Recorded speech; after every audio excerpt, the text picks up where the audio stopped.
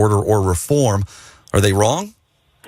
I think they might be wrong because we're talking about constitutional issues, and this transcends immigration law. We're talking about the Fourth Amendment. Under the Fourth Amendment, you can't arrest someone based on their race. And what the judge ordered in this case, and this is Judge Frick-Long of the Central District, is that the government was deciding to detain and stop people because they look Hispanic or they speak a certain language. And that can't be the basis of any decision, whether it's a civil, criminal, or in this case, immigration.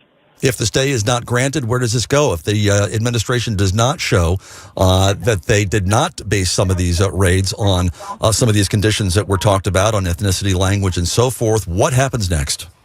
Then the judge can hold the federal government in contempt. And, this is something that we've talked about recently. Is the Department of Justice, is the Department of Homeland Security, are they going to voluntarily comply with these orders, even if they disagree with them?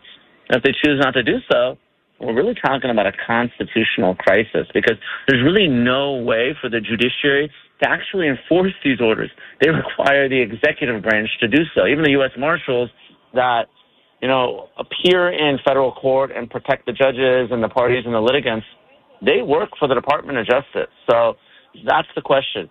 If the stay is denied, if the Supreme Court doesn't intervene, is the Department of Homeland Security and Justice going to comply, or are they going to ignore the law, in which case we'll have a much bigger problem? Former federal prosecutor Neama Rahmani, who is also head of West Coast Trial Lawyers based